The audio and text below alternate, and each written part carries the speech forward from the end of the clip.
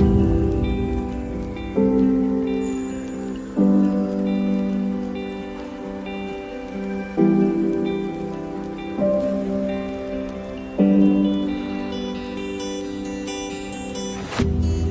Forestmate, selamat datang di podcast Forest Talk yang pertama dengan tema bersama menuju masa depan yang lebih hijau, tempat di mana kita membahas langkah-langkah mulai dari kecil hingga besar dan untuk menciptakan dunia yang lebih berkelanjutan.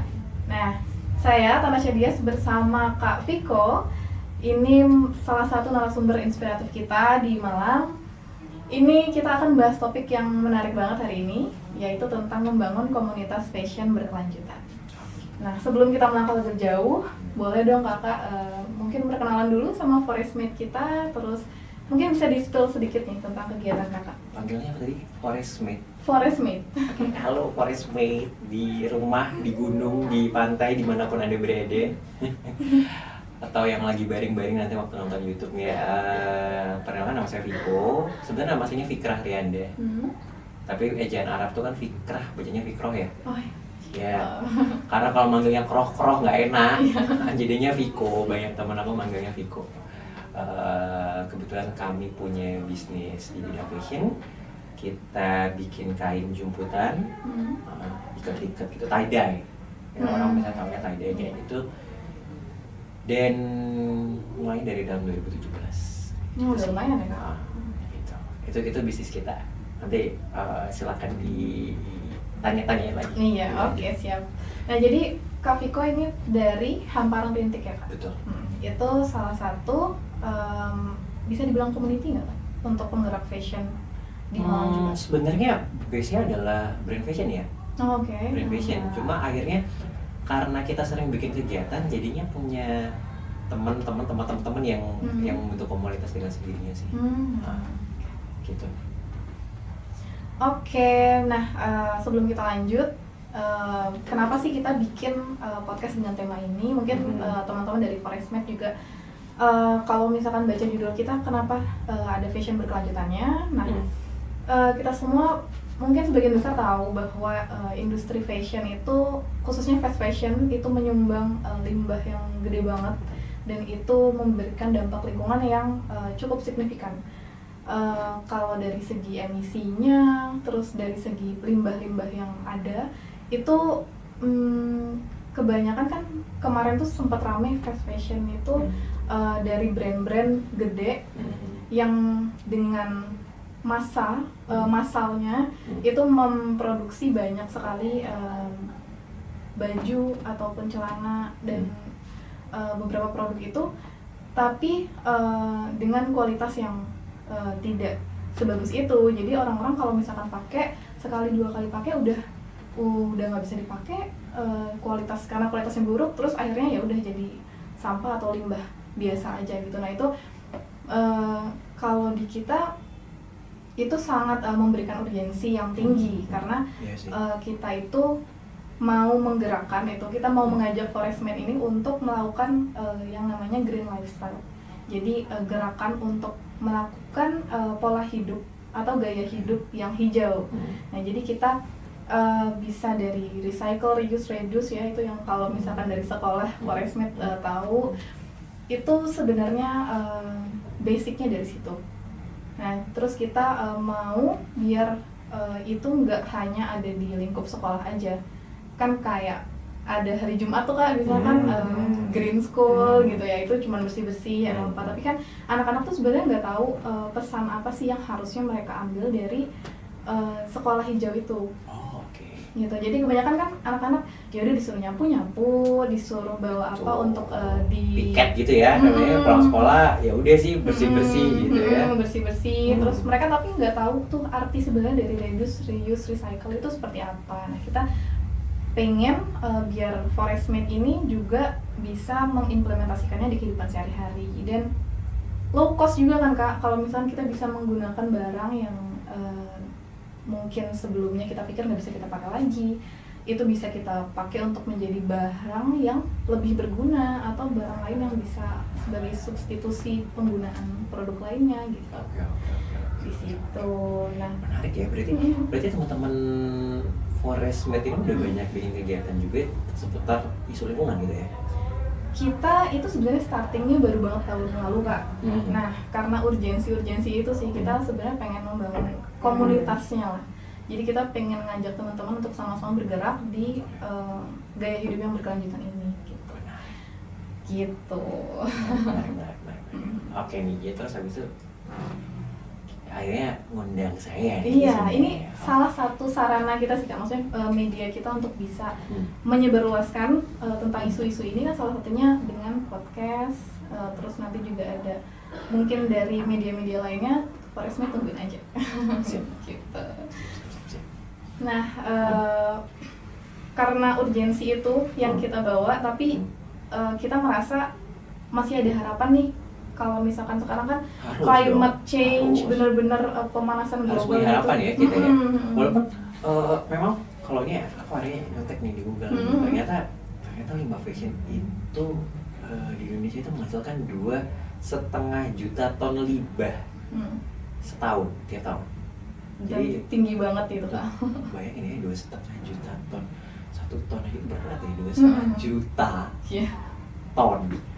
Jadi sekitar 0,3 juta ton limbah pakaian daur ulang, gila.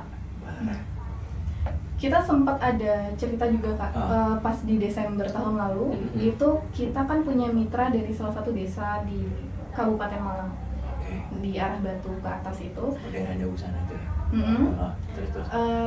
Terus kepala desanya itu cerita Kak ke kita, bahwa di minggu sebelumnya, itu mereka kesulitan untuk mengambil sampah-sampah dari masyarakat. Padahal itu satu desa ya Kak, masih satu desa, kan ada TPA-TPA-nya. Karena kebanyakan konsumtif aja. Iya, konsumtif aja masyarakat.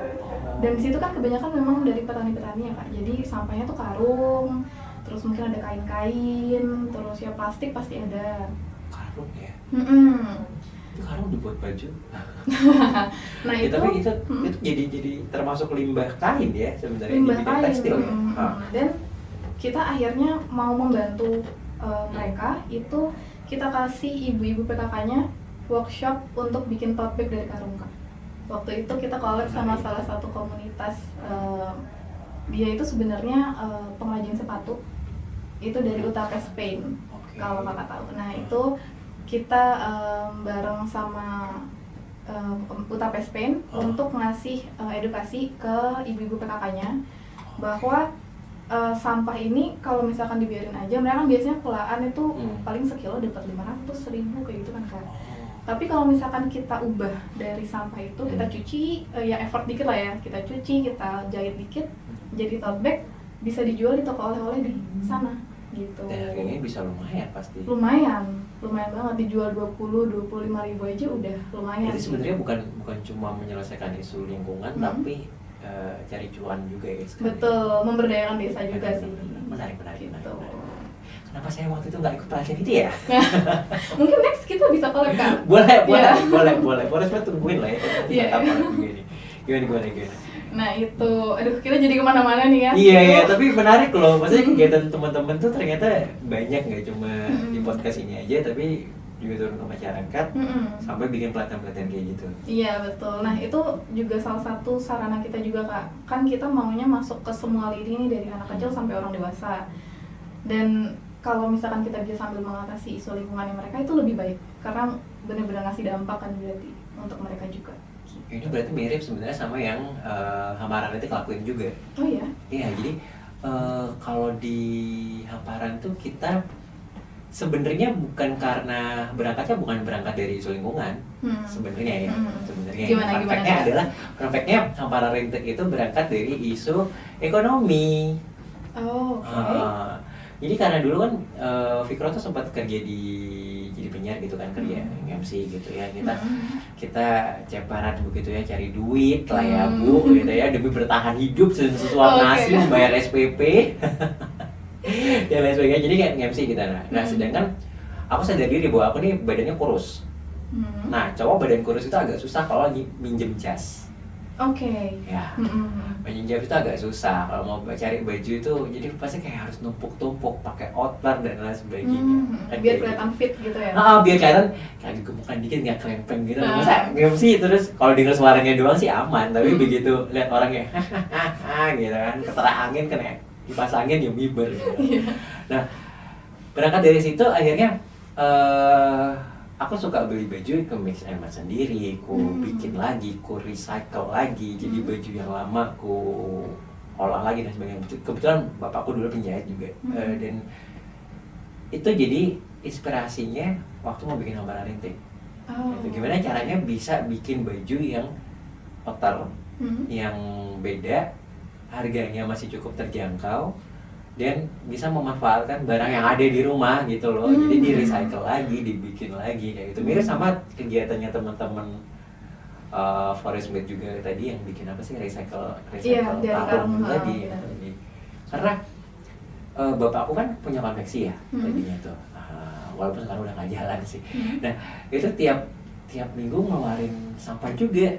Sekarung, 2 karung, 3 karung. Kalau pas lagi ada orderan seragam, lumayan banget. Itu saja sampahnya itu. Nah, atau kadang-kadang ada sisa potong semeter, beli 10 meter, sisa semeter, sisa setengah meter. Atau ada kan biasanya kalau baju itu kan ada kerongkongan begini ya. Nah, bagian ini kan pasti kebuang ya. Nggak kepake kan, nggak bisa. Itu dikumpulin. Jadi biasanya dipakai lap di rumah. Nah, bahkan sampai hari ini, walaupun bapakku tuh sudah berhenti beroperasi konveksinya di 2014, 2015 ya. Lama banget ya. Itu kita 10 tahunan ya. 10 tahun yang lalu itu udah berhenti. Masih ada dong. Apa itu Kak, limbahnya? Kain-kainnya di rumah. Jadi sisa kain yang cuma semeter, 2 meter, setengah meter, 5 meter. 5 meter termasuk sisa. Karena kan konveksi kan. Ya kan. Hal-hal kayak gitu itu masih ada di rumah, belum semuanya keolah. Setelah 10 tahun ini masih ada. Dan masih bagus juga Kak, maksudnya bisa digunakan. Ada beberapa yang berjamur akhirnya. Dan aku sempat ngebuang beberapa karung, bukan beberapa kain loh ya, beberapa karung karena berjamur, nggak bisa dipakai udah. Wow. Nah itu, tapi akhirnya begitu aku bikin Hamparan Rintik, itu waktu mau dibuang aku nggak boleh, mama papa jangan dibuang ya. Nah, jadi bisa jadi modal bikin kain. Iya, benar. Dan 5 meter tuh lumayan ya Kak, bisa beberapa baju, kalau anak kecil aja. Iya bisa, aduh semeter aja bisa Mbak. Kan lebar kain 120-an, lebar kain kaos itu kan ada 80 cm. Itu bisa gitu, bisa diolah. Beneran bisa diolah, disambung-sambung lagi, dipotong kecil-kecil, kotak-kotak disambung lagi. Makanya kayak ini tuh kan ada foto aku tuh, itu kan potongan kecil-kecil tuh. Oh iya benar. Berarti ini yang warna ungu gelapnya itu kain spray. Oh, kain spray. Kain spray di warna ulang. Oh, berarti bisa juga dari kain perca sisa-sisa bener. Digabung. Jadi kalau yang jelek, yang berjamur, dulu aku waktu nggak ngerti ya aku langsung kebuang. Tapi ternyata aku pikir kalau selama kainnya masih aman, masih bisa dipakai, nggak ngeripis. Apa ngeripis? Bosan ini saya ngeripis apa? Apa itu? Keluar kropos iya. Ya, kainnya kropos. Kan kalau udah kena jamur kan bolong-bolong gitu ya. Nah selama kainnya masih aman, itu masih utuh, itu bisa diwarna ulang kan? Diwarna ulang. Terus kalau memang kainnya terlalu tipis, disambung sama kain yang agak tebel, disambung. Jadi lembaran lagi besar, dipotong lah jadi baju. Bisa begitu. Berarti ini juga bisa jadi inspirasi Forest Made di rumah. Kalau misalkan punya banyak baju yang udah lama nggak kepake, misal kayak kemeja ini ya, misalnya udah bosan ya, biasanya kan kalau kemeja yang jadi masalah bagian kerahnya, kena keringat, atau mukena lah. Mukena itu paling sering tak olah. Mukena, jadi begitu ayahku meninggal, mukenanya kan sisa banyak dan banyak yang jamuran tuh, bagian sini jamuran, disimpan. Mukena putih itu kalau disimpan di lemari juga pasti menguning lama kali dipakai ya kan? Ada item-itemnya gitu. Itu aku potongin, aku PA, bukan hanya putih gitu, tak PA itu sebagiannya. Ya harus ambil aja, mau kamu pakai apa ya, tak potong, tak warna ulang, tak potong lagi. Jadi apa tuh? Oh jadi outer. Jadi outer dijual 250.000. Wow, cuan loh Forest Made ya. otak. Iya. Tapi itu bisa dilakukan. Jadi kaos-kaos yang bekas yang lama-lama. Selain dipakai, selama ini kan kita cuma mikirnya baju bekas dipakai gombal akhirnya, dipakai Betul. pel-pelan, dipakai keset, Iya. selesai. Tapi itu kalau misalnya mau agak niat dibenerin, itu bisa dipotong bagian yang memang masih bisa cukup lebar, potongin, disambung-sambung lagi, bikinlah produk yang baru, bikin tote bag bisa, bikin tas bisa, bikin spray bisa, bikin cover apapun bisa, bantal bisa, taplak bisa. Dan kalau emang bisa dijual, kenapa enggak? Iya. Karena kan barang-barang kayak gitu bisa disimpan jangka panjang. Ya Betul. buktinya yang kain itu tadi aja udah 10 tahun masih numpuk Mbak di rumah. Masih numpuk itu. Wow. Itu jadi ya itu aku bersyukur banget sih. Itu bisa jadi modal. Iya, dan tapi berarti kakak ini kan memanfaatkan apa yang dipunya aja kan? Ya dari sisa konveksi tadi, terus dari baju-baju yang ada di rumah yang udah nggak kepake. Ada kain baru juganya ada. Karena gini, kelemahannya kalau kain lama itu kadang-kadang kan udah terlalu tipis ya. Atau bentuknya nggak aturan gitu udah. Itu biasanya tetap sambung. Misalnya kayak kain ini yang di tengah sini ada kain yang jeleknya, yang sudah diwarna ulang, yang agak rapuh itu tadi disambung. Jadi kanan kiri depan atas bawahnya ini kain yang bagus. Iya. Dibikin kotak-kotak kecil. Makanya kenapa bajunya Hamparan itu mayoritas fotonya kotak-kotak kecil. Nanti ada deh, nanti kita share videonya ada beberapa foto produknya kayak gitu. Oh iya. Setelah aku ingat-ingat, ternyata mamaku juga pernah bikin kak. Dulu kan mamaku tuh suka ngejahit. Tapi dulu aku nggak ngerti itu ngejahit apaan sih kok soalnya. Tapi sekarang itu aku punya selimut. Ya kan bisa. Itu kan? dari kain percanya bisa kan? batik-batik itu. Iya kan bisa kan? Bisa kan.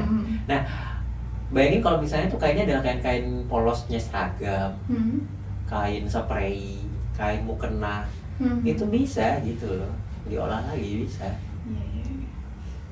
Iya benar juga ya. Bisa, Terus kan? sekarang itu kan ada orang yang usahanya itu, jadi misalkan ada anak kecil itu kan bajunya banyak ya kak, dan dia setiap tahun tuh beli karena badannya membesar terus dari umur 1 sampai 5 tahun.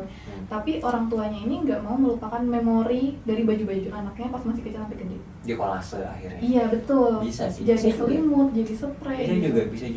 Bisa juga. Karena gini,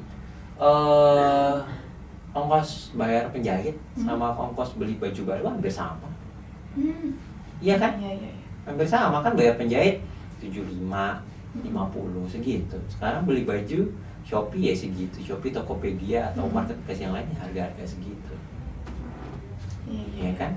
Atau kalau mau agak bagus ya udahlah 200-an, harga 200, 300 itu kan bisa ya.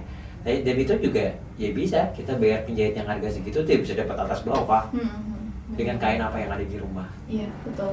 Nah, tapi kalau nggak mau ribet beli di Hamparan itu juga nggak apa-apa sih. Iya itu lebih bagus aja. Oke, berarti itu ya latar belakangnya tadi kakak dari ekonomi itu, terus ada advantage juga dari orang tua, ada sisa-sisa baju. Itu jadi waktu itu aku di 2017 sempat kerja di media sebelumnya. Dari 2014 sampai 2017 tuh aku sempat kerja di sebuah radio di Malang. Terus habis itu resign ngerjain skripsi sebenarnya. Oke. Tapi habis ngerjain skripsi kan resign, biasa pegang duit, biasa ngafe gampang. Terus nggak pegang duit mau minta mama sama papa lagi malu. Oke. Gengsi dong sis. Jadi akhirnya muter otak tuh ya. Akhirnya ikut ada pelatihan dinas, pokoknya gimana caranya nggak di rumah. Oke. Biar apa? Biar nggak ditanya skripsi lu kapan selesai, fake gitu kayak. Yang dilihat produktifnya. Ya pokoknya kelihatan sibuk ya. Tapi aku ke kampus bingung juga mau ngapain gitu, ke perpustakaan bingung juga dan sebagainya gitu dah. Akhirnya ada kegiatan apapun ikut. Mulai dari ada pelatihan dinas itu aku ikut. Terus habis itu ada teman ngajakin IO-an, WO-an, ikut aja pokoknya ikut. Digaji semua berapapun aja. terima aja.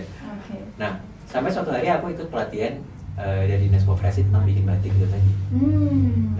Dan itu membuka mataku bahwa ternyata proses membuat batik itu kelihatannya ribet.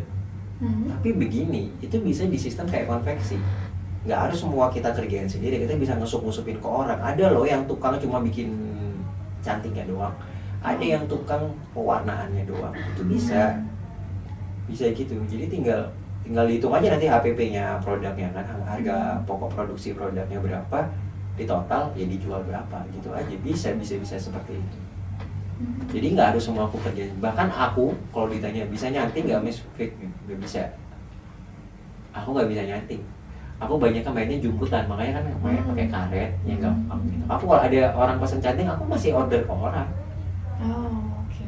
Nah, itu Kak, sambil dijelasin juga mungkin kalau produk-produk dari Hamparan Rintik itu kan batik modern ya bisa dibilang, atau gimana?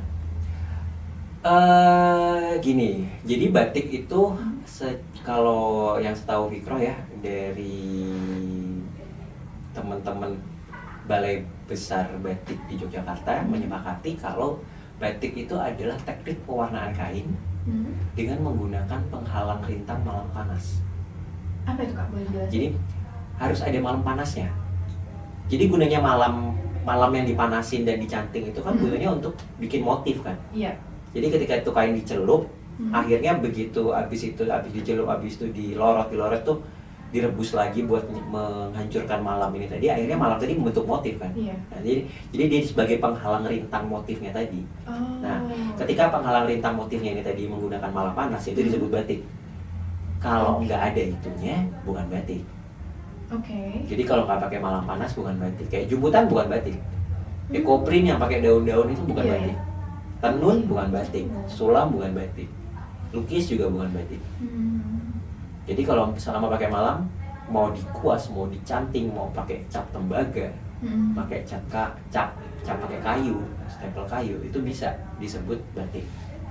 Gitu. Jadi kalau misalnya dibilang apa batiknya batik modern ya, modern itu mungkin lebih ke karena motifnya aku nggak pakai yang pakem, kaum, terus megamendung, nggak pakai yang kayak gitu-gitu.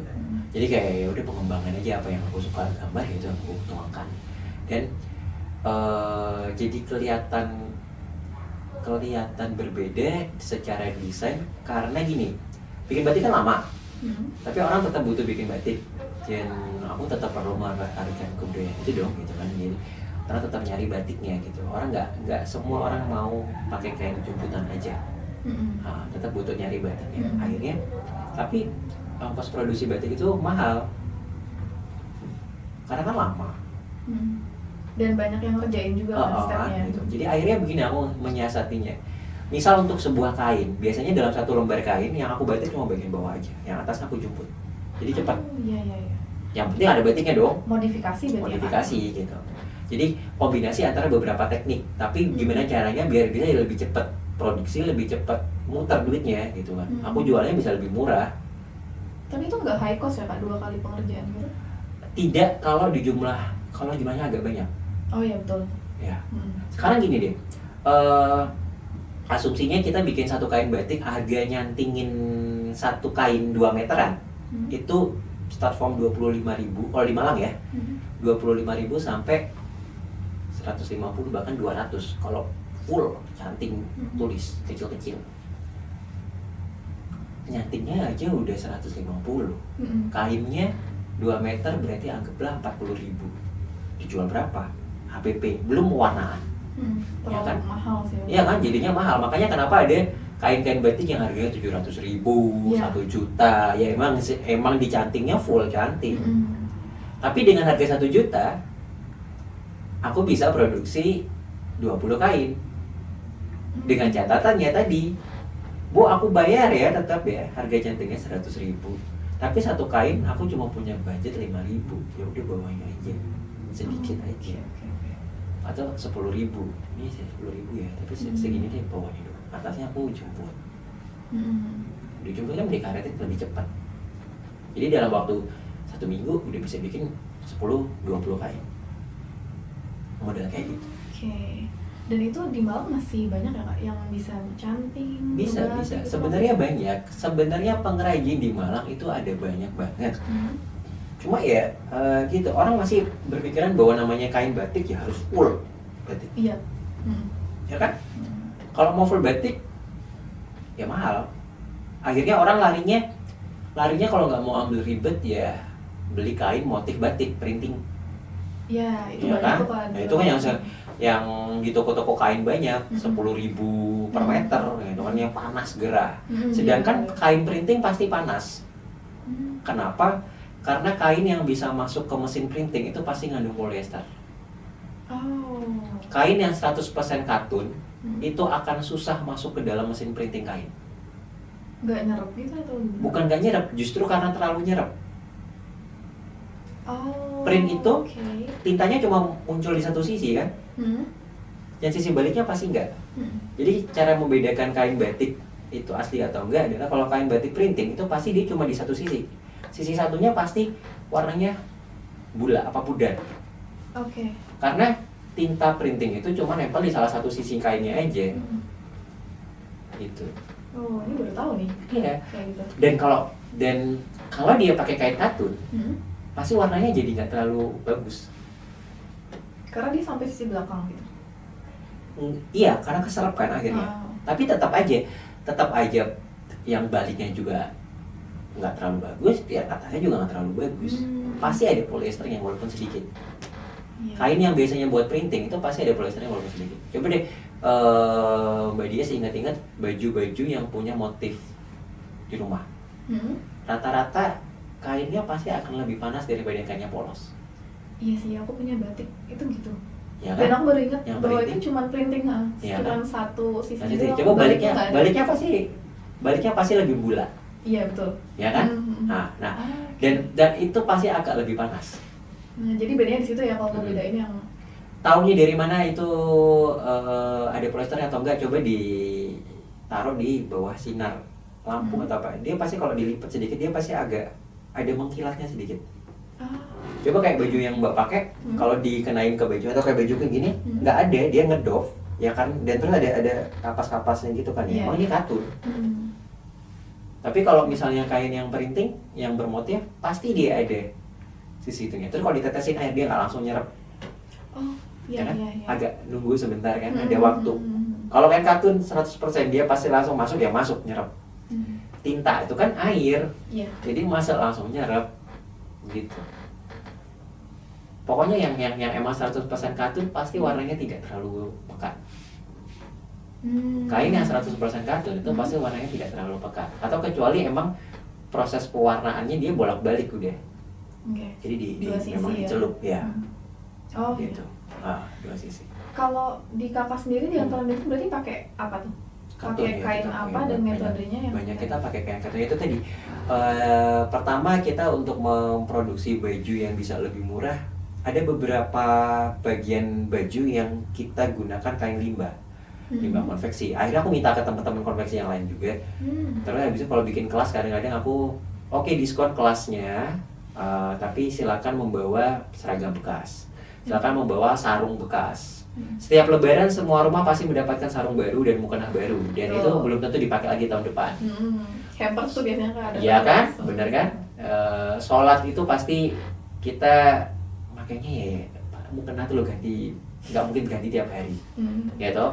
Seminggu sekali ganti aja duduk tuh, itu udah rajin banget nyuci seminggu sekali ganti, paling sebulan bahkan 2 minggu kan, paling kan 2 minggu lah ya ganti. Sarung juga gitu, karena dipakainya kan cuma sebentar, walaupun dipakai tiap hari palingnya cuma sebentar berapa menit dan nggak akan terlalu kotor. Sholat nggak mungkin kotor-kotor juga kan. Nah itu pasti numpuk di rumah. Itu akhirnya yang aku budayakan, kalau mau ikut kelas aku bisa lebih murah, atau mau ada event bisa ikut kumpulin baju-baju bekas, terutama sarung, mukena, karena pasti kayaknya lebar. Iya. Ya. Dan lebih mudah untuk direparasi juga. Dan lebih mudah untuk direparasi juga gitu kan, kayaknya lebar gitu. Kecuali mungkin kalau yang agak susah itu kalau mukena yang mukena pocket ya. Oh, ini itu kan parasut gitu ya? Parasut itu agak susah jahitnya. Itu agak susah. Aku masih belum bisa mengolah itu. Tapi itu bisa jadi PR lah ya buat kita bersama, bahwa itu bisa.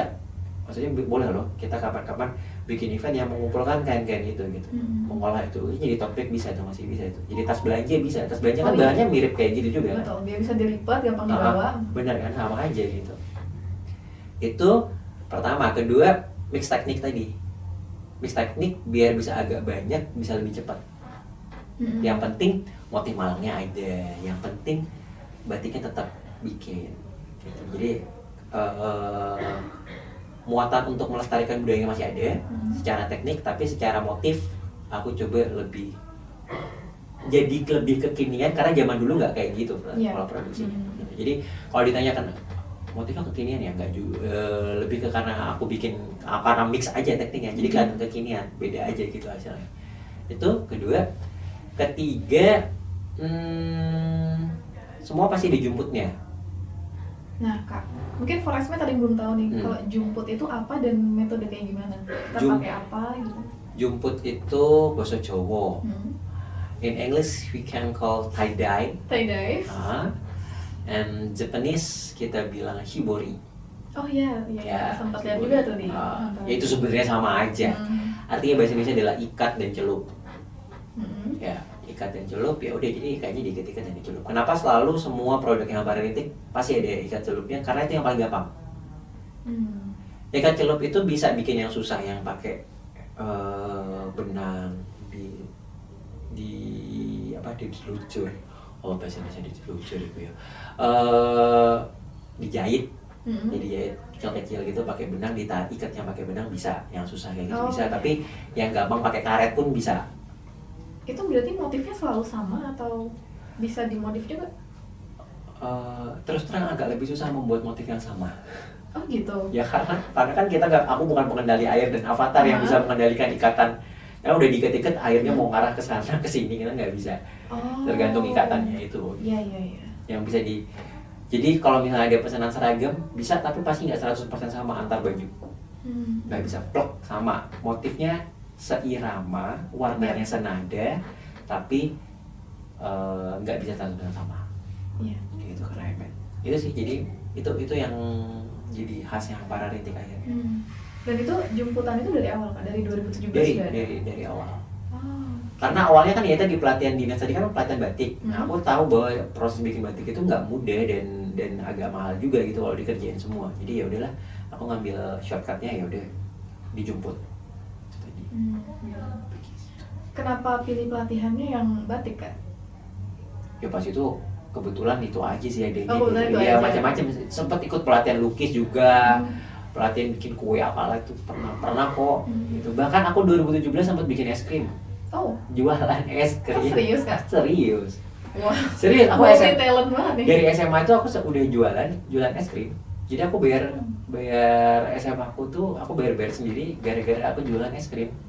Di 2014 aku udah jualan es krim dan seminggu untung 400.000 anak bocah SMA itu.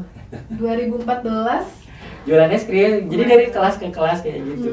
Emang dasarnya suka jualan gitu. Iya. Oke. Terus kenapa kan tadi Kakak bilang ada batik, terus ada baking juga, terus lagi lukis. Kenapa yang diseriusin itu ke Hampara Rintik? Umur kali ya, Mah. Ya, maksudnya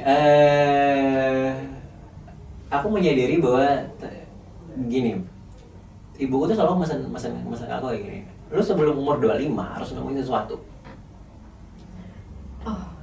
Berat ini ya. Jadi tak banget akhirnya nih. Jadi mamaku selalu bilang gini, sebelum umur 25 kamu harus menemukan sesuatu apa yang mau kamu seriusin.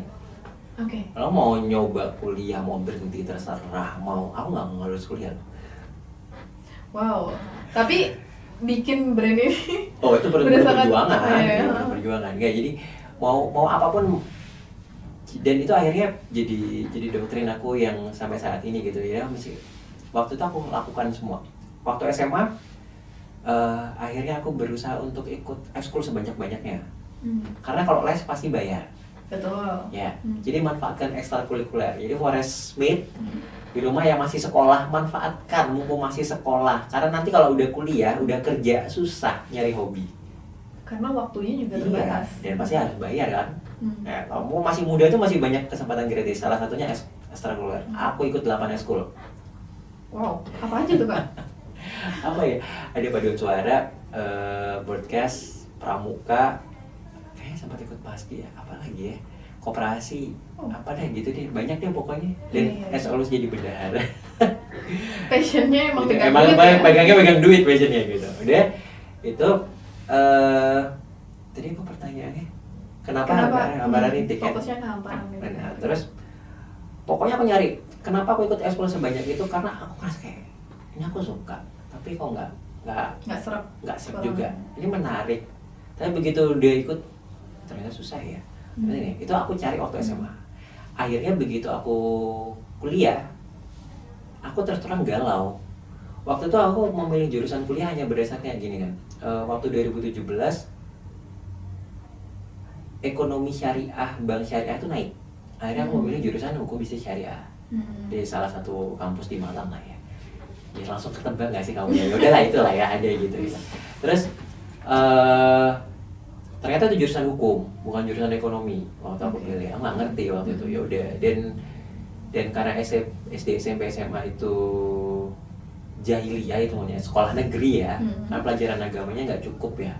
Begitu masuk kampus itu sambil kesebut namanya gitu ya, itu pelajaran bahasa Arabnya banyak, aku nggak kuat. Nah akhirnya ya itu tadi, kuliahnya jadi nggak semangat. Walaupun akhirnya aku tetap kuliah sampai semester 12 dengan IPK 3,6. Lumayan loh Kak itu. Lumayan sebenarnya, tapi bagus. aku nggak nyaman.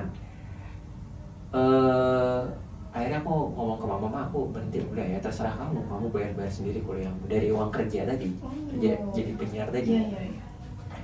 Udah, jadi ya udah terserah kamu kalau kamu mau. Yang penting sebelum 25 kamu harus temuin sesuatu. Selalu gitu pesannya. Sebelum umur 25 harus temuin sesuatu. Terserah lu mau kuliah, mau enggak, mau apapun itu, terserah. Nah, semakin mendekati umur 25 tuh karena kamu udah semakin bingung ya. Udah mau kuliah, bosan. Udah nggak tertarik. Habis itu mau ganti kuliah lagi, mau daftar ulang dari awal. Ya, duit lagi kan? Iya. Ya kan, duit lagi. Jadi mulai dari nol ya Kak? Benar, mulai dari nol lagi. Terus mau daftar kerja, orang nggak punya ijazah, mau kerja segede apa sih? Itu kalau nggak punya orang dalam, susah juga gitu. Ya oke, aku udah sempet siaran 5-6 tahun waktu itu, tapi kan tetap aja gitu, nggak semudah itu. Gaji penyiar berapa sih? Nggak mahal gitu loh. Kalau di Malang nggak mahal. Mungkin agak mahal kalau misalnya kita di kota gede, di Jakarta atau Surabaya itu masih agak lumayan gajinya. Terus waktu itu aku belum punya keberanian untuk bener-bener fokus ke voice over. Kan sekarang setelah pandemi itu kan mulai banyak ya hal-hal itu, jadi work from home tuh jadi. Nah waktu itu tapi kan belum. Ya, jadi belum kepikir untuk menjadikan itu sebuah jenjang karir yang dipegang gitu. Jadi waktu itu yang kepikir benar-benar adalah ya aku harus punya bisnis. Karena gini, 5 tahun kita kerja di bank, ya jadi teller tetap. Mentok-mentok naik jabatan jadi di back office lah, tergantung jurusan kuliahnya apa. Gitu kan. Terus kerja di kantoran juga kayak gitu. Gaji awal pasti UMR. 1 tahun 2 tahun naik ya paling 3, 4, 5 juta. Jadi manajer 7 jutaan lah, 8 jutaan lah ya, begitu. Tapi berapa tahun untuk mencapai ke angka itu? Kan bisa 10 tahun lebih bahkan. Belum kalau kuat bertahan sama sekian tahun di perusahaan itu. Kalau tengah-tengah resign, kalau di tengah-tengah udah nggak kuat terus ya mulai lagi dari nol lagi kan, dari pegawai baru, ngikutin lagi. Nah bolak-balik jadi pegawai baru kan juga nggak mungkin dong, umur makin bertambah. Kualifikasi untuk melamar pekerjaan maksimal usia 25 juga. Ya kan? Makanya kenapa orang selalu ada catatan kualifikasi penerimaan pegawai kan maksimal usia 25 atau 27. Karena sebelum umur itu kita masih bisa berpikir. Dan orang tua rata-rata masih cukup sehat. Kita masih bisa dibiayain gitu. Makan masih bisa gitu. Tapi setelah umur itu pasti udah banyak hal yang harus berpindah. Betul. Ya kan? Makanya masuk akal sih. Dan orang kalau masih umur 25 ke bawah masih lebih mudah dikasih tahu. Betul. Ya kan? 25 tahun ke atas, 30 tahun ke atas itu udah jadi watak. Udah punya prinsip sendiri gitu. Udah punya gue begini. Kalau aku nggak bisa ya udah. Udah pasti udah gitu. Dan udah makin malas belajar. Betul. Belajar hal baru tuh udah pasti udah. Karena udah beda perkembangan zamannya. Sekarang gini deh, lu sama adik lo aja atau lo punya saudara nggak? Ya kan, udah pasti udah beda kan pola pikirnya kan, ya kan? Beda banget. Udah beda kan, beda generasi beberapa tahun aja udah kayak gitu. Kerasa age gap-nya itu. Iya kan? Ya, antar Nah, generasi. itu akhirnya yang waktu itu aku mikirnya untuk bisnis. Nah, dilalah kok waktu itu ketemu pelatihan itu. Jadi itu kayak ya jalan Tuhan yang Maha Esa ya. Iya. Ketemu pelatihan itu, aku harus cepet-cepet nih. Umur 22 waktu itu. Udah 22 nih, aku tinggal 2-3 tahun lagi, aku belum punya sesuatu yang harus aku kerjain gitu kan. Aku udah punya bisnis, tapi aku udah punya pegangan, aku harus punya bisnis.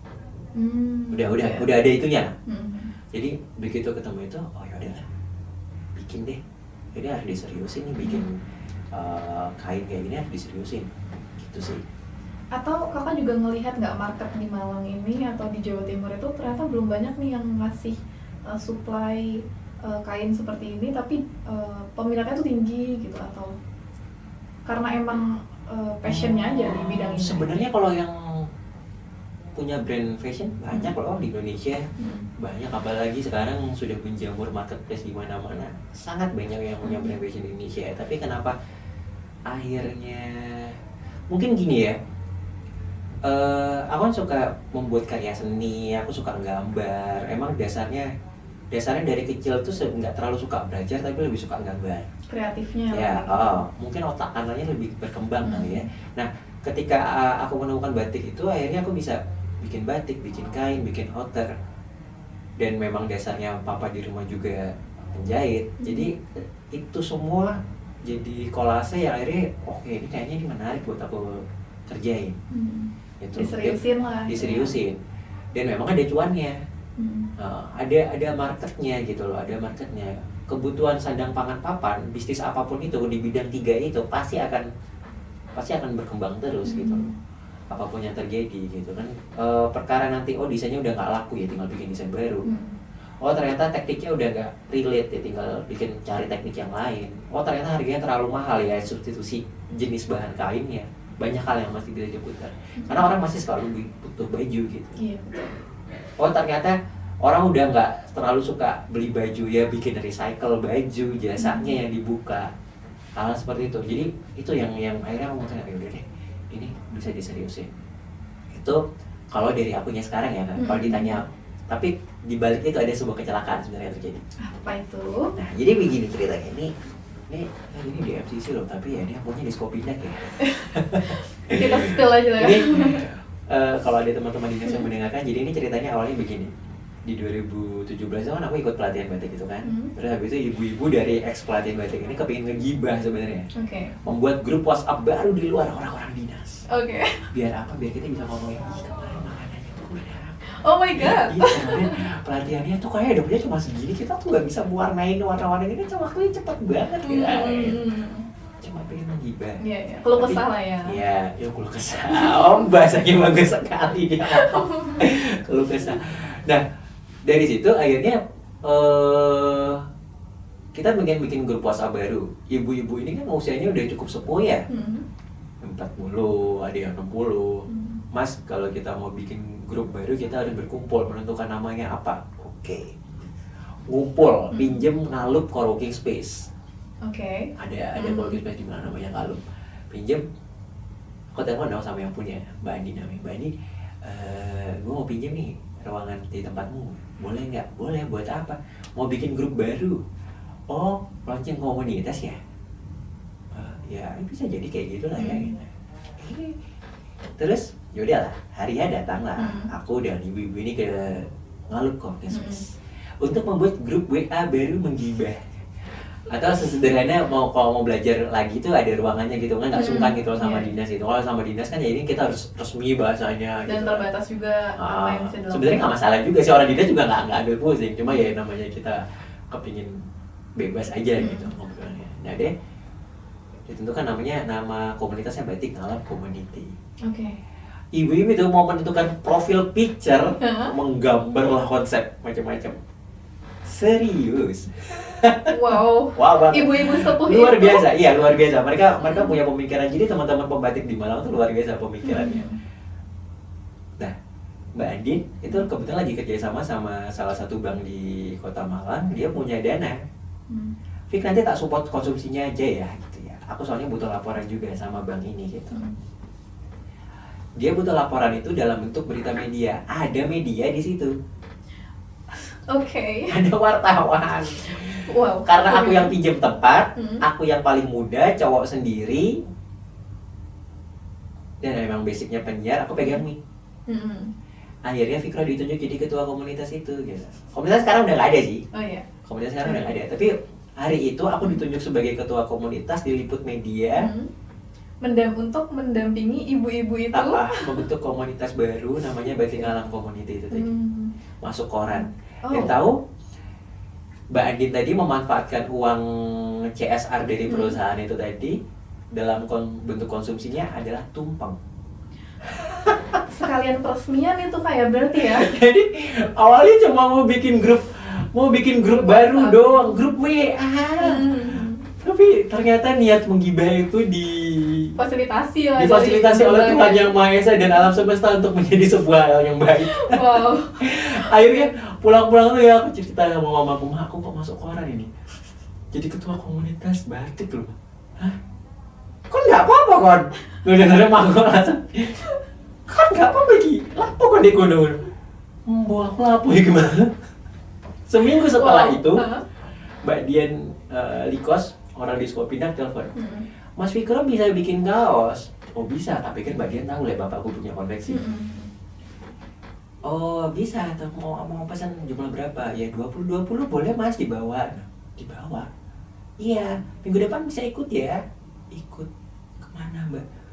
"Kita ada pameran ke Bandung." "Masnya kemana? Habis bikin komunitas kan sudahan, berarti sudah serius loh ya bikin produk." Wah, langsung ditembak tuh di situ. "Iya Mbak." "Ya udah nanti siap-siap ya, nanti kita berangkat ini tiketnya gini, Mas saya minta datanya, nanti kita belikan tiket kereta gini nih, penginapan kita jam." Gue tutup teleponnya udah. Terus gimana, Mas? Ya akhirnya berangkat ke Bandung. Setelah dari Bandung habis itu diajak ke Jogja, habis itu ke Berana lagi. Ya ibu-ibunya akhirnya tak ajak, "Bu, ayo produksi, kita harus produksi. Lainnya nanti tak bawa, aku yang jualan." Sampai akhirnya suatu ketika sama dinas difasilitasi, "Ayo Mas bikin merek." Ya bikin nama Hamparan Rintik itu. Hamparan itu diambil dari kata batik, babaran titik. Oh. Kumpulan oke. titik. Ha-ha. Jadi Hamparan Rintik. Jadi nggak ada hubungannya sama anak senja apa Iya, nggak iya, ada. iya. Ya udah karena itu. Akhirnya bikin. Ya udah. Sampai hari ini. Wow, ini benar-benar dar-der-dor ya. Dardedor luar biasa, dardedor sekali. Jadi ya udahlah. Gitu. Jadi waktu itu pokoknya hari pertama pameran di Bandung, siang-siang aku ingat banget kok sebelum sholat zuhur jam 11-an, dekan aku telepon, "Fikra di mana? Ini di semester 12, ayo datang ke kampus. Kamu nggak niat kuliah apa gimana?" "Bapak saya lagi di Bandung." "Lah kamu ngapain ke Bandung?" "Saya pameran." "Pameran apa kon?" "Ya saya ini Pak jualan kain." "Kok jualan kain?" Soalnya melenceng banget ya dari "Kamu jurusannya itu. niat apa enggak nih? Cepetan ini kamu datang ke kampus apa enggak?" "Loh, hari pertama Pak saya nggak mungkin beliin tiket pesawatnya lah Pak." "Lah kamu kok suruh saya belikan tiket pesawat kamu gitu?" Terus panjang lah itu. "Ya wis Pak, terserah Bapak. Mau kerja wis Pak." Jadi tutup. Dan itu selesainya di situ. Selesainya di situ. Berarti ya ada bagusnya, ada yang Ada selesainya bagusnya, juga. ada enggaknya. Tapi emang beberapa bulan sebelum itu aku sempat sholat istighfar. Wih, Nice. agak alim wing ya. Kesebut juga kampusnya. Gak apa, nanti kita sensor ya itu kan. Terus Tuhan aku kalau emang butuh lulus mudahkan lah, kalau enggak carikan jalan. Ya itu tadi jalannya ternyata. Ya, itu pengorbanannya di kuliah, tapi Pengorbanannya. sekarang iya. Dan akhirnya bikin komunitas, punya komunitas dan lain sebagainya, jadi ketemu ibu. Jadi kalau dibilang bersama menuju masa depan yang lebih jauh, membangun komunitas Western berkelanjutannya karena itu tadi. Akhirnya ibu-ibu ini juga kena dampaknya. Iya. Jadi dari eksploiter ini ada yang kerja Madukara, ada beberapa brand-brand Iya, fashion iya. lain yang muncul juga. Itu dari ibu-ibu yang Iya. di komunitas itu. Bener, tadinya semua berangkat sama kayak aku, Mm-mm. ikut pelatihan, iseng, cuma kepingin dapat sangunya dari uang dinas itu. Kan kalau pelatihan sama dia dikasih uang sangu kan 100.000 itu kan bahagia sekali gitu. Orang habis resign, habis memutuskan berhenti kuliah gitu. Terus habis putus juga itulah ya ada. Ya, ya, ya. Banyak sekali Banyak cobaan sekali COVID ya 2017 itu, jadi benar-benar perubahan hidup kayak di situ. Jadi memutuskan bikin bisnis gitu sih. Titik baliknya malah Nah, ya, alhamdulillah ya Kak ya. alhamdulillah, tabarakallah. Masya Allah. Oke, Apalagi ada pertanyaan apalagi nih? Kita udah melenceng jauh banget ini ya. nggak apa-apa Kak. Nah, berarti dalam prosesnya, berarti dari komunitas itu udah apa full batik, apa udah ada jemputan juga sih Kak? Akhirnya aku memutuskan tadi ya, secara pribadi aku lebih banyak bikin jemputan. Yang tadinya aku cuma bawa produknya orang-orang, akhirnya aku punya produk sendiri. Terus orang-orang itu pun yang memang nggak semua dari anggota ibu-ibu itu fokus bikin akhirnya. Tapi sebagian besar iya. Mereka akhirnya bikin, ada yang bikin ekoprint, ada yang memang bikin batik, ada yang cuma jualan aja memang nggak bikin. Tapi semua berproses bikin. Dan sekarang kita kembali ngumpul lagi bikin komunitas baru, walaupun bukan aku jadi ketuanya, tapi udah ada yang lebih senior. Akhirnya begini, ternyata aku belajar bahwa sustainable is not gak cuma sekedar ngomongin tentang mencintai lingkungan, itu bukan cuma sekedar buang sampah pada tempatnya, enggak. Tapi sustainable fashion itu adalah produk fashion yang pertama bahannya diperhitungkan biar nggak sisa. Betul. Ya, jadi akhirnya aku bikin banyak polanya zero waste. Oh. Iya. Bikin outernya zero waste, potongannya kotak-kotak. Dan aku memilih bikin outer karena kalau outer kan kita bisa agak all size. Ya, tuh pertama. Kedua, kalau bisa mencintai lingkungan dengan pewarna alam ya pewarna alam. Kalau enggak ya nggak apa-apa. Tapi paling enggak diminimalisir. Sebenarnya mix teknik tadi itu termasuk caranya Fikro untuk bisa mengurangi limbahnya.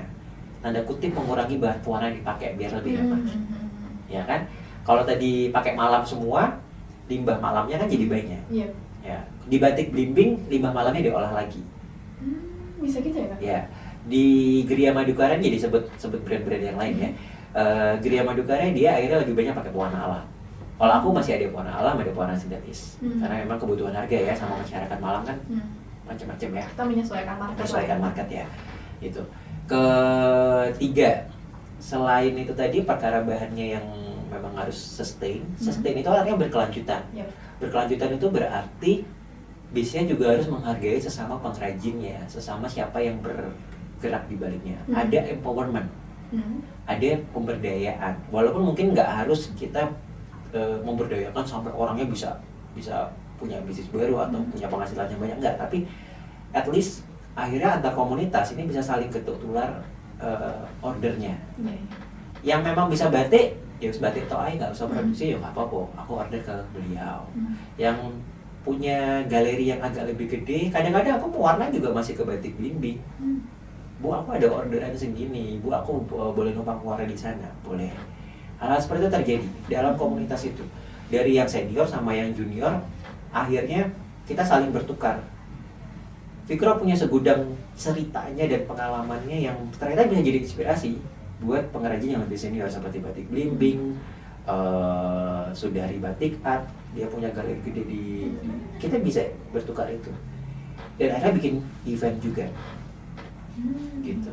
Jadi saling bisa saling nitip dagangan.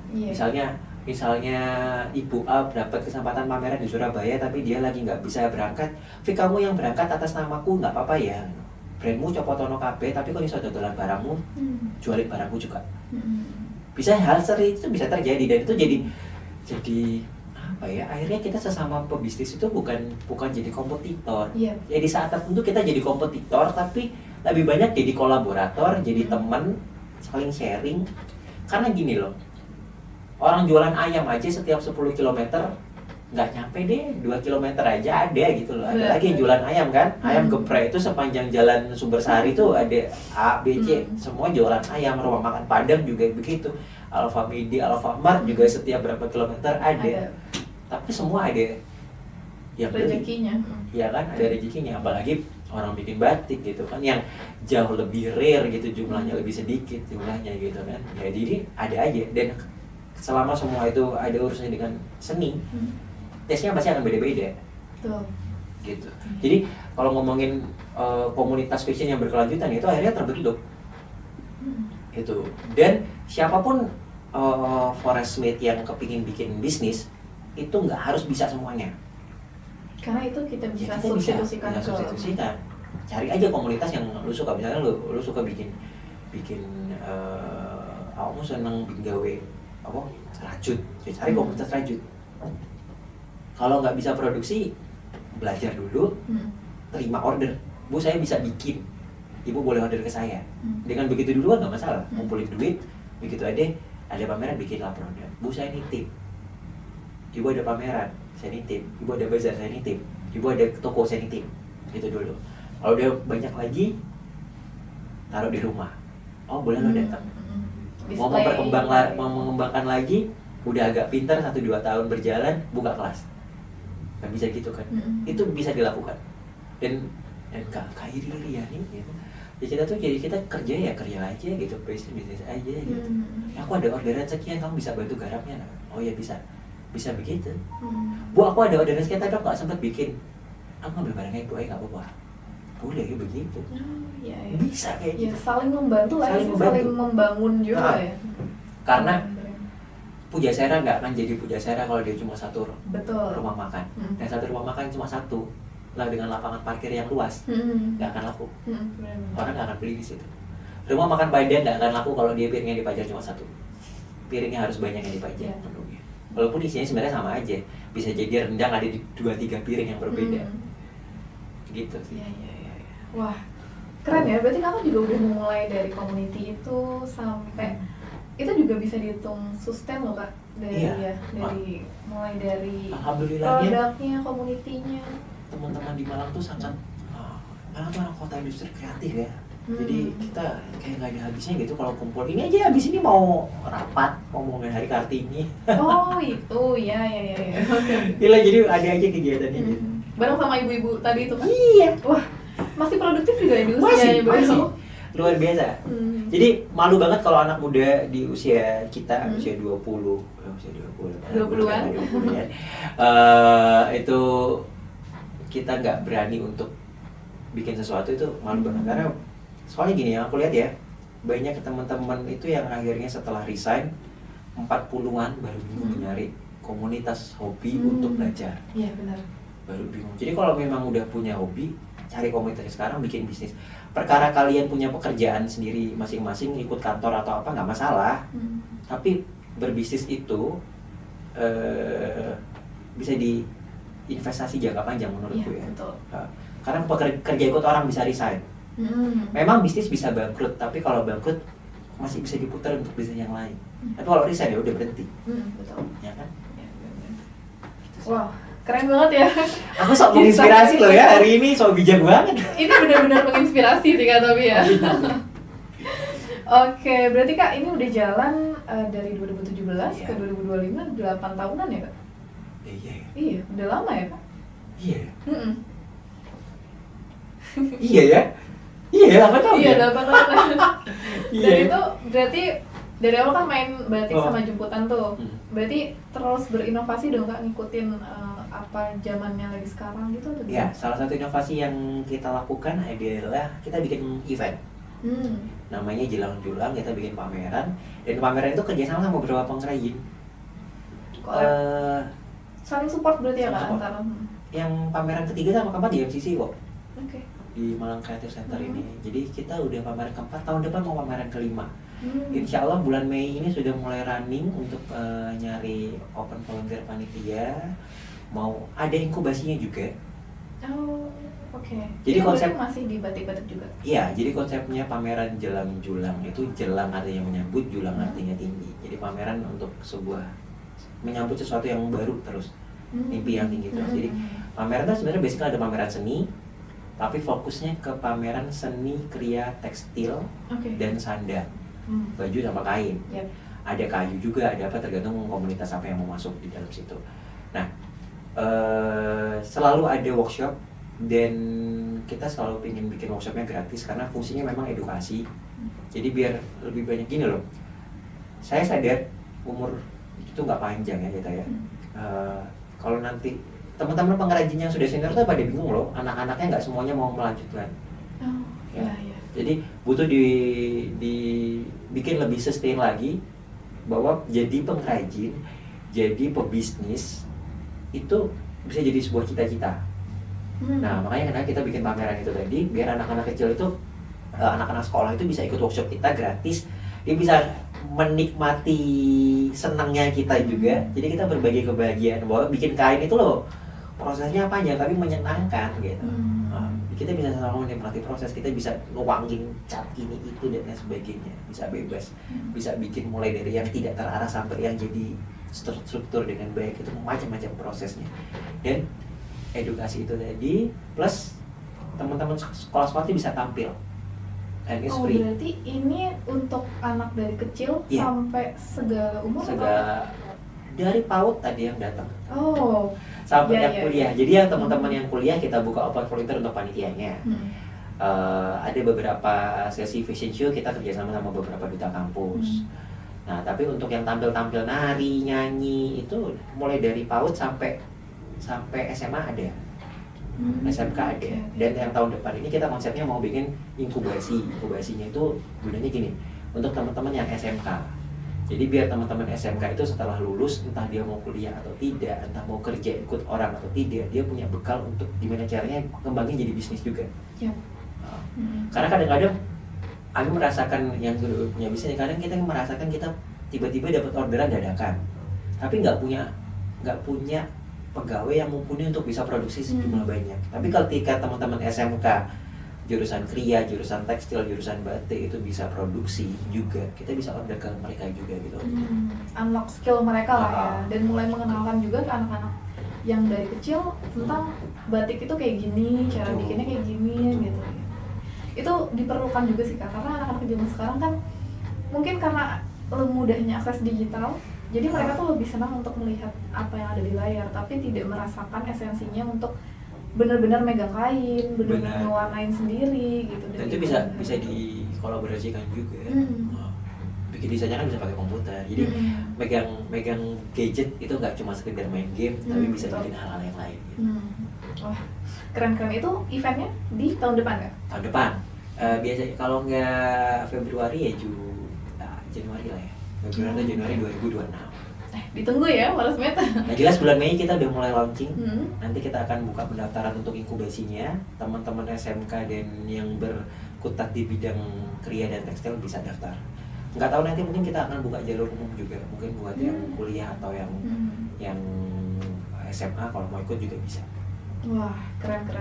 Dan itu termasuk memberdayakan masyarakat juga ya, Kak? Iya. Karena kan kita masih semoga banyak sponsor yang bisa. Nanti semoga Forest Meet dan teman-teman bisa ikut membantu ya. Semoga ya kita bisa collab juga untuk beberapa event, mungkin beberapa termasuk konser kalian kan yang merasa kabar itu. Iya, itu juga ditunggu ya Forest Meet. Kita lihat nanti kemarin nanti jadi di sana juga. Betul, jadi kita tunggu aja nanti ya. Yang nyanyi tapi bukan kita kan? Kakak boleh sih. Terima kasih. Oke, nah dari yang kita ngobrolin udah panjang banget nih kayak dari zaman dulu sampai zaman sekarang. Nah, kalau misalkan kakak ada di titik ini sekarang, ngelihat kakak kan bisa dibilang sebagai pengrajin yang ada dari dulu sampai sekarang, mengikuti lah sama ibu-ibu juga yang udah sekarang punya brand. Ada step-stepnya seperti itu kan Kak, mulai dari mencoba-coba, habis itu mulai jualan, mulai bangun industrinya di Malang ini. Yang kakak lihat dari masa depan jenis industri dan pengrajin khususnya di Malang dulu deh, itu gimana Kak? Masa depannya akan cerah atau tidak? Waduh, Mas menerawang seperti cenayang saya. Pertanyaan Ibu agak susah loh Bu. Atau gini, kalau yang tadi kakak bilang kan mulai susah nih nyari orang yang mau meneruskan gitu, atau ya makanya itu tadi sih Mbak, akhirnya kita bikin pameran itu sih, itu salah satu effort yang kita lakukan gitu. Dan sebenarnya jenis-jenis podcast kayak gini sangat membantu sekali. Jadi akhirnya kita bisa kenalan lagi dengan generasi manapun itu, siapapun itu, biar menunjukkan bahwa sebenarnya jadi pengrajin itu menyenangkan dan sebagainya. Kalau ditanya menjanjikan nggak sih? Gini deh, pasarnya selalu ada. Orang pakai kain itu pasti selalu butuh baju, taplak, home decor. Selama kebutuhan kain itu masih diperlukan, selama manusia masih membutuhkan kain, entah untuk penutup auratnya apapun itu untuk dekoratif rumahnya, ya kain-kain batik, kain-kain ini masih akan terus berkembang, masih akan punya pasar. Tapi ini mulai krisis pengrajinnya kah atau? Iya, Iya. terus terang iya. Ya mungkin belum yang sekelihatan itu, tapi kalau tetap kayak gini aja nggak nambah jumlah pengrajin, nggak apa. Makanya teman-teman dinas juga selalu bikin pelatihan kan tiap tahun gitu. Ada aja pelatihan bikin ini bikin itu tuh pasti ada aja ya. Dan itu silakan diikutin oleh siapapun. Dapat sangu juga kadang-kadang. Kalau nggak dapat sangu pun dapat ilmu luar biasa. Ya, dapat ilmu pun udah alhamdulillah Dan banget. jangan lupa bikin grup Jiba WA tadi. Dan itu membuka jalan ke banyak sekali cabang yang bisa kalian buka ya. Kalian teman-teman temukan. Tapi gitu. bukan begitu, jangan bikin grup Iya. Jiba juga. Komunitasnya lah ya, kita ada wadahnya lah untuk menyalurkan ketika emang benar-benar suka nih dengan mungkin nanti pas perjalanannya teman-teman bisa ikut workshopnya atau ikut di yang tahun depan. Yeah. Terus teman-teman enjoy nih, suka, mungkin bisa dijadiin hobi dulu dari kecil-kecil. Habis itu coba bikin-bikin sendiri, dijualin ke teman-teman, dan itu bisa pokoknya jangan takut memulai lah. Ya, ini bisnisku yang sekian loh soalnya. Oh gitu Kak? Aku pernah bisnis es krim. Hmm. Aku pernah jualan es krim gagal, pernah jualan hijab printing gagal, dan beberapa jualan-jualannya lain yang nggak jadi apa-apa gitu. Jadi nggak masalah mau coba terus. Nah mungkin itu berarti pesan pentingnya itu ya Kak, mungkin untuk lebih melestarikan, karena demand-nya itu ada banget, marketnya ada banget, tinggal teman-teman aja gimana cara cari alternatif atau solusi untuk, karena ini pasti ada aja yang mau gitu ya. Jadi jika Anda mencintai bumi ini, kerjakan apapun yang Anda bisa lakukan dari hal yang kecil. Apapun itu, selama niatnya baik, pasti bisa berkontribusi untuk bumi juga gitu. Betul. Bisa reduce, recycle, dan lain sebagainya, itu bisa dipelajarin sambil berjalan. Betul.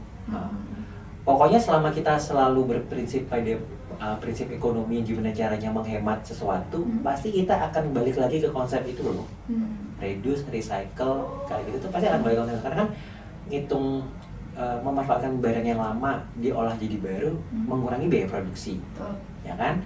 Mengolah barang yang sudah usang jadi sesuatu yang bisa dipakai lagi, itu juga membuat sesuatu yang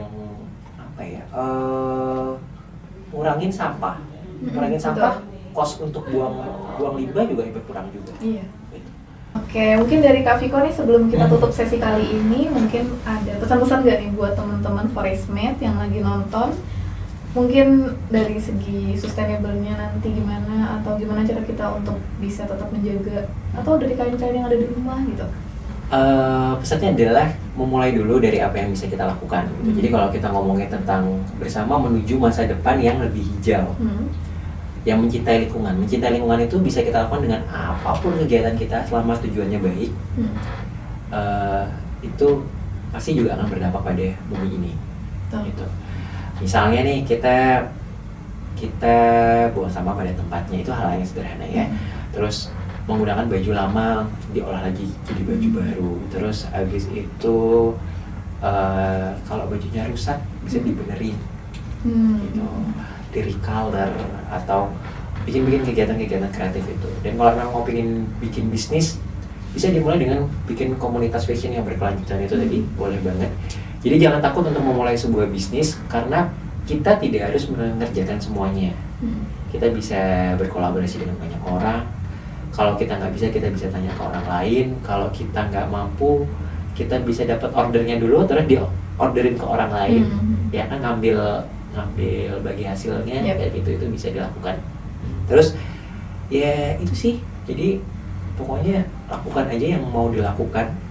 Dan itu tadi, mungkin ini jadi pesan yang bagus juga, yang tadi mamaku sempat bilang bahwa sebelum usia 25 putuskan sesuatu. Temukan sesuatu ya. Sebelum usia 25 putuskan sesuatu.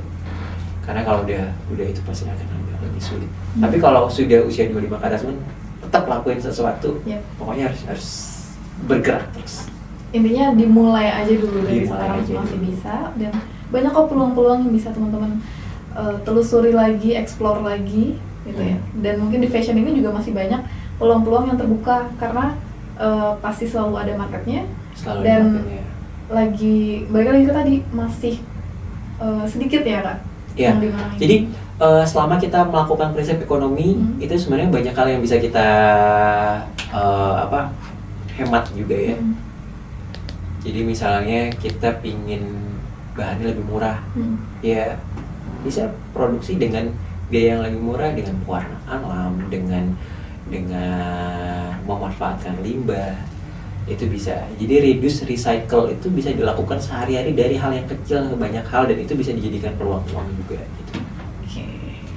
Oke deh, mungkin itu dulu yang bisa kita obrolin kali ini ya Kak.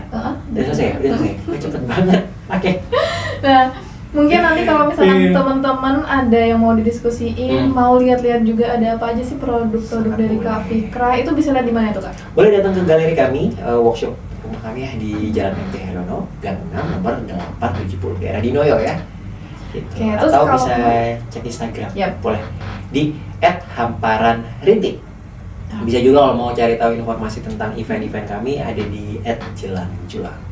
Oke, bisa teman-teman Foresmate pantengin juga, nanti akan ada event-event selanjutnya ya Kak, yang pastinya teman-teman juga bisa ikut berkontribusi, ikut berpartisipasi di dalam event-event itu. Dan jangan lupa, nanti bulan September kita punya Betul. konser yang luar biasa diundang sama Forest Ring. Betul, ditunggu ya Foresmate. Nah, mungkin itu dulu Kak, terima kasih banyak udah mau datang dan ikut menjadi inspirator kita hari ini. Terima kasih sudah diundang. Semoga next event kita bisa lebih berinteraksi mungkin sama teman-teman Foresmate ya. Siap. Mungkin itu dulu. Terima kasih Kak Fikra. Kita selesaikan hari ini dan jangan lupa ditunggu juga podcast-podcast dari Forest Talk selanjutnya. Terima kasih.